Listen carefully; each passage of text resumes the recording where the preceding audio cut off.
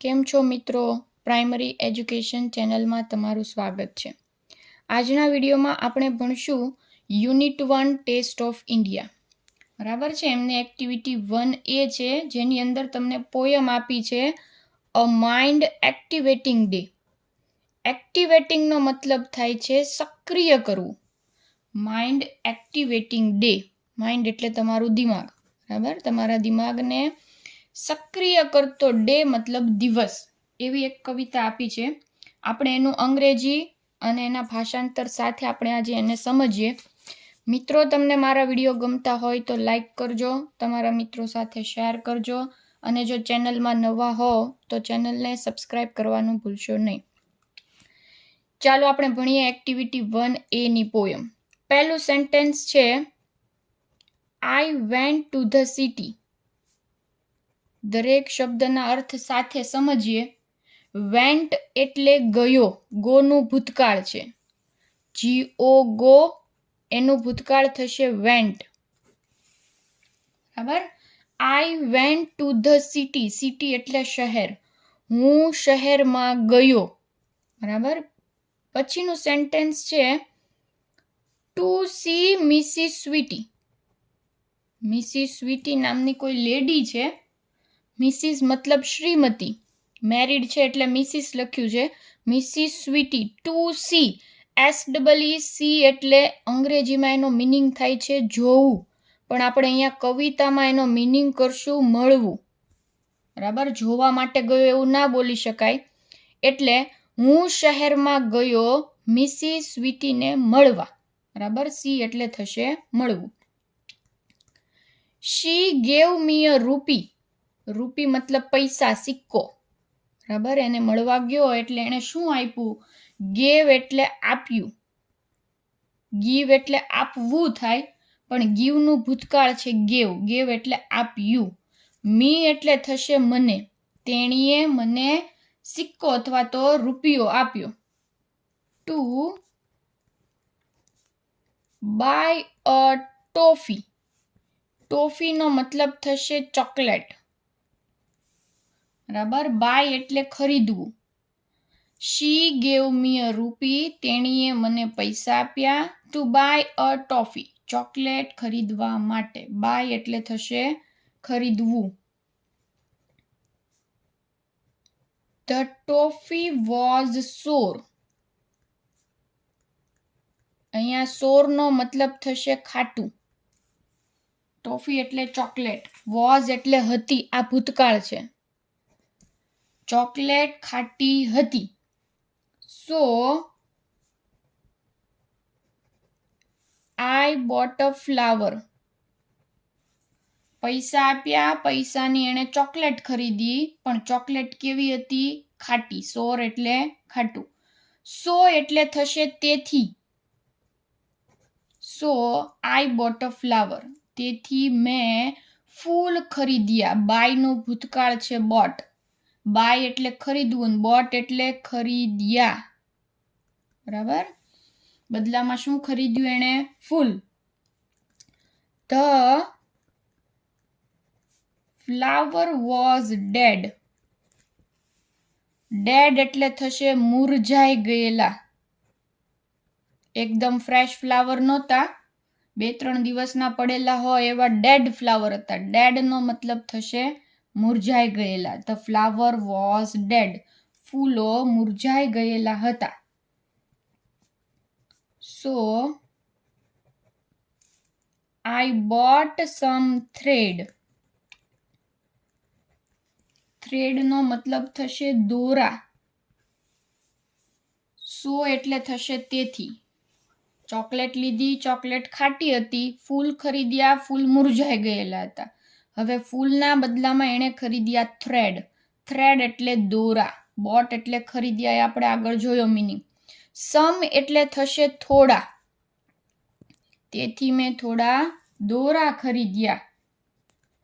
The thread was thin. થીનનો મતલબ થશે પાતળા. દોરા ખરીદ્યા, પણ દોરા કેવા હતા? પાતળા. So I bought a pin. તેથી મેં પિન ખરીદી. પિનનો મતલબ થશે ટાંકણી. So I bought a pin. The pin was sharp. Pin ખરીદી. હવે પિન કેવી હતી? તો કે શાર્પ હતી. શાર્પનો મતલબ કરીશું અણીદાર. The pin was sharp. દોરા ખરીદ્યા. દોરા પાતળા હતા એટલે પિન ખરીદી. So I bought a pin. તેથી મેં પિન ખરીદી. The pin was sharp. Pin છે અણીદાર હતી. So I bought a harp. Harp એટલે થશે વગાડવાનું યંત્ર. તમે જે ફૂંક મારીને વગાડો એ ટાઈપનું વગાડવાનું યંત્ર આવે જેને અંગ્રેજીમાં કહેવાય હાર્પ. જે મોઢેથી ફૂંક મારીને વગાડવાનું હોય. બરાબર. સો આઈ બોટ અ હાર્પ. તેથી મેં હાર્પ ખરીદ્યું. પિન ખરીદી. પિન શાર્પ હતી એટલે એણે શું ખરીદ્યું? હાર્પ ખરીદ્યું. The harp would not play. Play એટલે અહીંયા રમવું નહીં પણ વાગવું.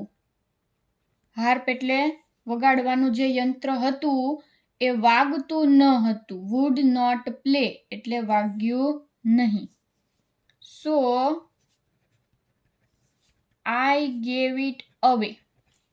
અવે એટલે પાછું આપવું. ગેવ એટલે આપવું. તેથી મેં તેને પાછું આપ્યું. I went back to the city. Went back એટલે પાછું જવું. વેન્ટ એટલે જવું.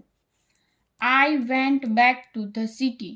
તેથી હું શહેરમાં પાછો ગયો. To see Mrs Sweety. Mrs સ્વીટીને મળવા માટે. સી એટલે મળવું. બરાબર. તો આ હતી તમારી પોયમ દરેક શબ્દોના અર્થ સાથે. જો આમાં કંઈ ડાઉટ હોય તો મને કમેન્ટમાં જણાવજો. બરાબર. ચાલો હવે આપણે જોઈએ એક્ટિવિટી 1 ની બી એક્સરસાઇઝ. તો મિત્રો બી એક્સરસાઇઝમાં તમને સૂચના આપી છે find out the word pairs from the poem.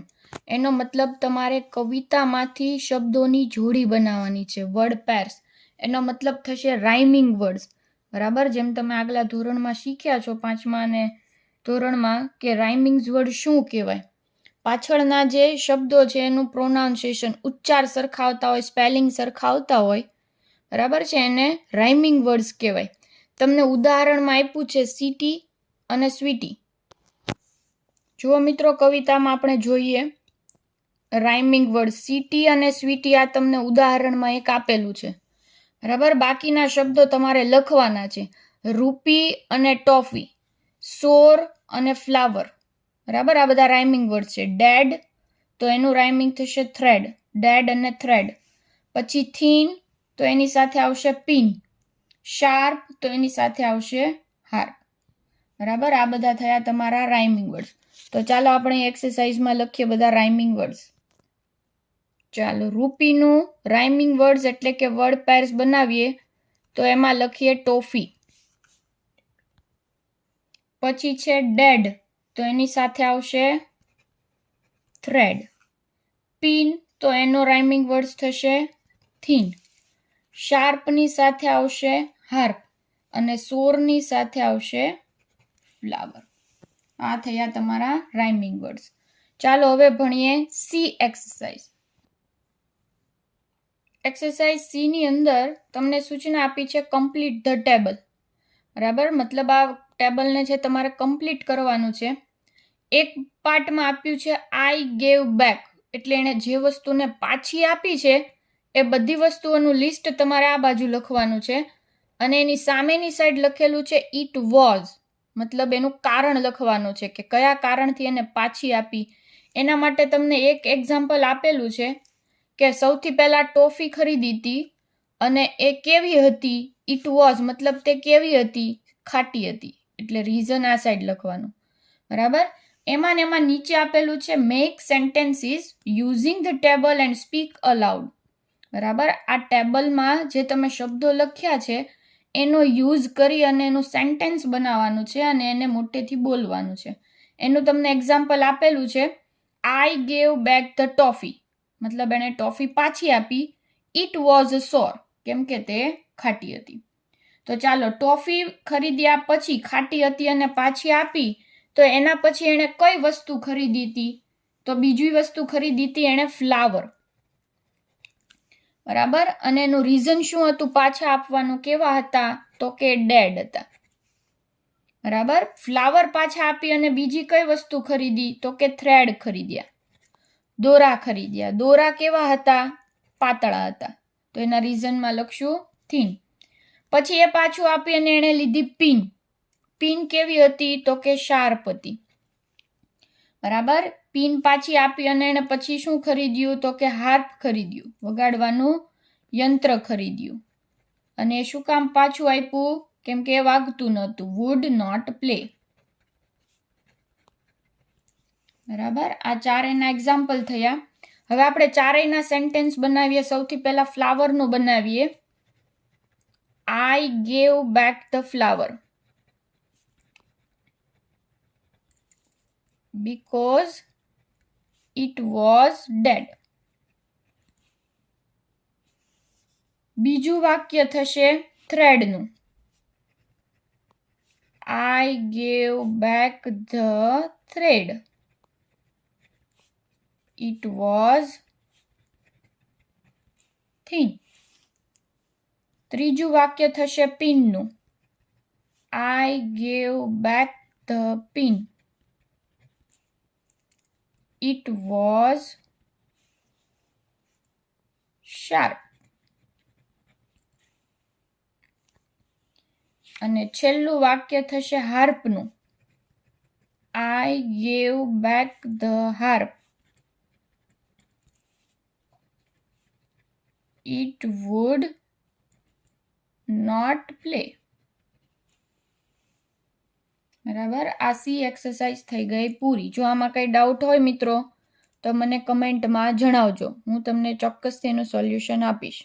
જો હજી સુધી મારી ચેનલને સબસ્ક્રાઇબ ના કરી હોય તો મિત્રો સબસ્ક્રાઇબ કરજો અને વિડીયો ગમે તો તમારા મિત્રો સાથે શેર કરજો અને લાઈક કરજો. Thank you.